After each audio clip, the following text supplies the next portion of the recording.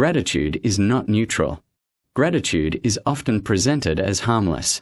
Who could object to appreciation, thankfulness, or noticing what is good? But gratitude, as it is increasingly used in coaching and spiritual self-help culture, is not neutral at all. It is a framework. And like all frameworks, it shapes what is seen, what is ignored, and who carries responsibility when things go wrong. When gratitude shifts from recognizing what exists to being used as a mechanism to get more, it stops being benign. It becomes ideological. What gratitude actually means. In ordinary human terms, gratitude is simple. You recognize what you already have. You acknowledge that some things are given, not earned. You notice what has sustained you, even when life is difficult.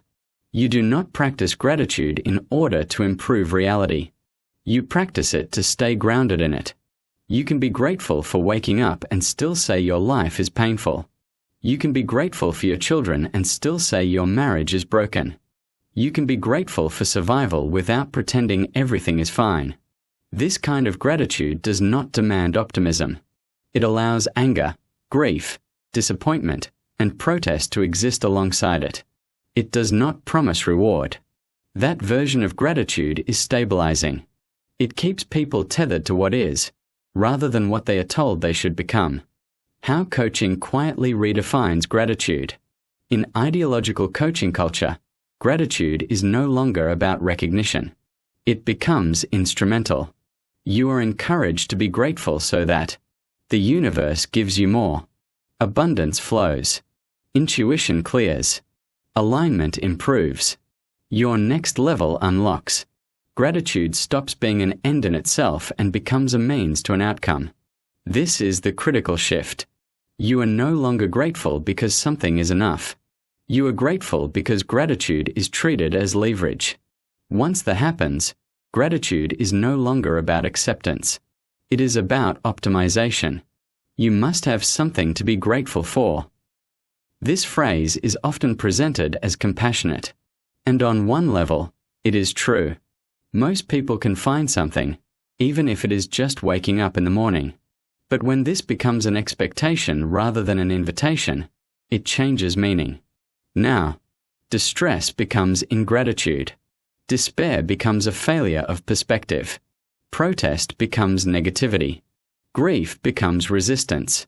The requirement to always locate gratitude subtly invalidates the legitimacy of saying, "This is not okay." Some things are not okay. And gratitude, when used properly, does not erase that truth. Gratitude as an explanatory system. Once gratitude is elevated to a master solution, it begins to explain everything. If you feel unhappy, you are insufficiently grateful. If you feel stuck, gratitude will unblock you. If you doubt the process, doubt is the problem. If outcomes do not improve, you have not persisted long enough. At this point, gratitude becomes a closed system. Any failure of the framework is relocated into the individual. The framework itself remains untouched. A system that cannot fail is not wisdom. It is belief. When feeling better becomes being right, many people encounter gratitude practices during genuine distress. They may be overwhelmed, drinking too much, burned out, or emotionally exhausted. Introducing reflection or behavioral change can bring relief. That relief is real. But relief is not proof of universal truth. Coaching culture often treats personal improvement as validation of the ideology itself. One person feels better, so the framework must be right. From there, the leap to "this will work for others" is made quickly and confidently. This is where harm begins. One person's salvation story becomes another person's obligation. The relational blind spot. Gratitude-based coaching is almost always individual first. The central question is, how do you feel now? What is rarely asked is, who else is affected by the changes you are making? Relationships are not neutral terrain. They are systems of obligation, history, compromise, and care. When one person adopts a framework that reframes discomfort as resistance and prioritizes personal alignment over mutual responsibility, the relational balance shifts. Changes that feel liberating internally can feel destabilizing externally. A partner stops being someone you negotiate life with and becomes a mirror, a block, or a remnant of an old self. Gratitude, in this context, does not soften relationships. It can harden them. When practices become pressure.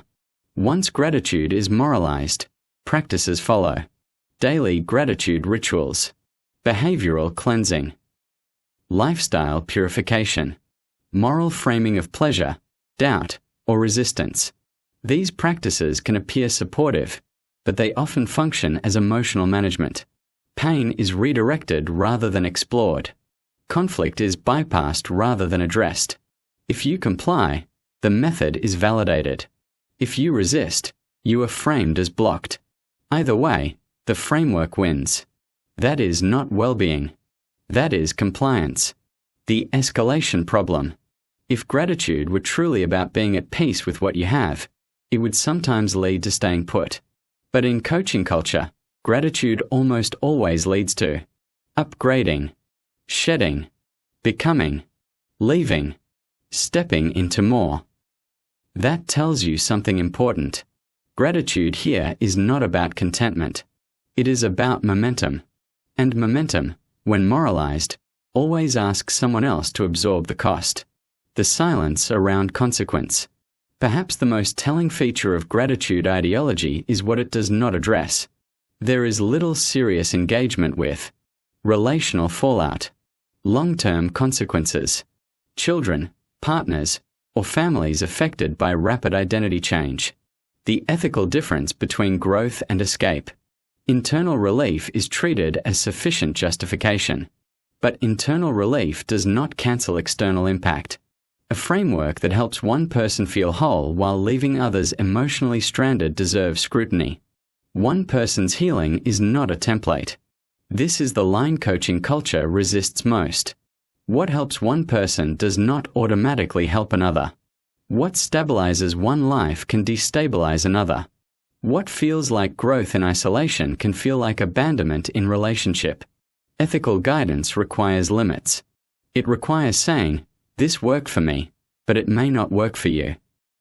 It requires slowing decisions during crisis, not accelerating them with spiritual language. When a framework cannot name where it should not be applied, it is no longer guidance. It is belief export. The uncomfortable conclusion. Gratitude is not neutral. It carries assumptions about responsibility, suffering, and worth. It shapes how people interpret pain, justify decisions, and evaluate others. When gratitude is used to recognize what exists, it can ground people in reality.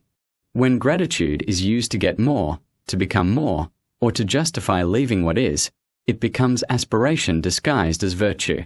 Feeling better is not the same as being right. And any system that prioritizes personal alignment over relational consequence deserves careful, skeptical examination, no matter how softly it speaks.